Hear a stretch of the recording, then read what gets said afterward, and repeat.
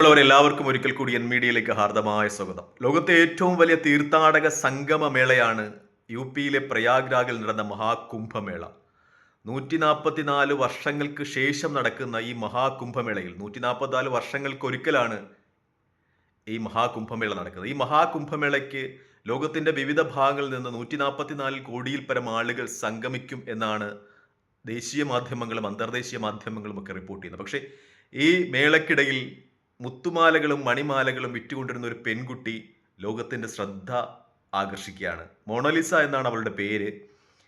അവളുടെ വിടർന്ന കണ്ണുകൾ, നിഷ്കളങ്കമായ സൗന്ദര്യം, ഇത് അന്തർദേശീയ മാധ്യമങ്ങളും ചില യൂട്യൂബർമാരും ലോകത്തിന്റെ ശ്രദ്ധയിൽ കൊണ്ടുവരികയും അവൾ വല്ലാതെ വൈറലാകുകയും ചെയ്യുന്നതാണ് ഈ അടുത്ത ദിവസങ്ങളിൽ കണ്ടത്. മഹാകുംഭമേളയുടെ ഏറ്റവും ആകർഷകമായ രൂപങ്ങളിലൊന്നായി മൊണാലിസ എന്ന് പറയുന്ന മധ്യപ്രദേശിലെ ഇൻഡോറിൽ നിന്നുള്ള ഈ പെൺകുട്ടി മാറുകയായിരുന്നു.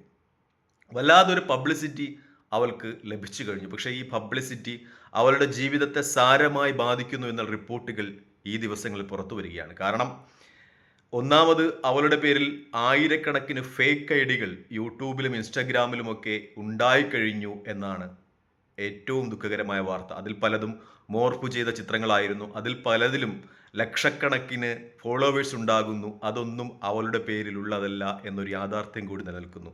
അവളുടെ നിഷ്കളങ്കമായ സൗന്ദര്യത്തെ വിറ്റു ക്യാഷാക്കുവാൻ ഒരു കൂട്ടം നിഷ്ഠൂരർ ഇറങ്ങിത്തിരിച്ചിരിക്കുന്നു എന്ന ദുഃഖകരമായ സത്യം അവളെ വല്ലാതെ വിഷണ്ണയാക്കുന്നു എന്നുള്ള വാർത്തകളാണ് ഈ നിമിഷങ്ങളിൽ പുറത്തു വരുന്നത്. ആ നിഷ്കളങ്കമായ കണ്ണുകൾ നിറയുന്ന ദുഃഖകരമായ കാഴ്ച.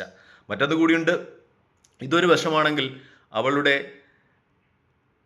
മുത്തുമാലകളും മണിമാലകളും വിൽക്കുവാൻ പറ്റാത്തൊരു ദുരവസ്ഥയിൽ കൂടി കടന്നു പോവുകയാണ്. കാരണം ലക്ഷക്കണക്കിന്, ലോകത്തിന്റെ വിവിധ ഭാഗങ്ങളിലുള്ള ലക്ഷക്കണക്കിന് യൂട്യൂബർമാരും വീഡിയോഗ്രാഫർമാരും അതുപോലെ മഹാകുംഭമേളയിൽ വരുന്ന ആളുകളും അവൾക്ക് ചുറ്റും കറങ്ങിത്തിരിഞ്ഞ് നടക്കുകയാണ് എന്നൊരു യാഥാർത്ഥ്യം. മുത്തുമാലകളോ മണിമാലകളോ ആരും വാങ്ങുന്നില്ല.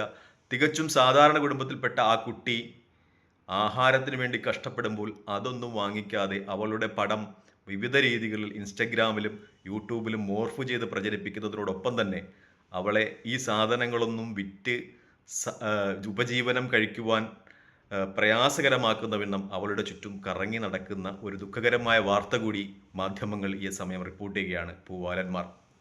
അപ്പോൾ ഇതോടനുബന്ധിച്ച് ആ പെൺകുട്ടിയുടെ മാതാപിതാക്കൾ ആ കുട്ടിയെ ഇൻഡോറിലോട്ട് തിരികെ വിളിക്കുന്നു എന്ന വാർത്ത പുറത്തു വരുന്നുണ്ട്. നിഷ്കളങ്കമായ കണ്ണുകൾ നിറയുന്ന വേദനാജനകമായ വാർത്തയാണ് ഈ അവസരത്തിൽ എനിക്ക് നിങ്ങളോടൊപ്പം പങ്കുവയ്ക്കാനുള്ളത്. നന്ദി, നമസ്കാരം, ജയ് ഹിന്ദ്. വീഡിയോ ഇഷ്ടപ്പെടുന്നുണ്ടെങ്കിൽ ലൈക്ക് ചെയ്യുക, ഷെയർ ചെയ്യുക, കമൻറ്റ് ചെയ്യുക. മറ്റൊരു വീഡിയോയുമായി കാണുന്നവരെ പ്രാർത്ഥനയിൽ ഉൾപ്പെടുത്തുക. ജയ് ഹിന്ദ്.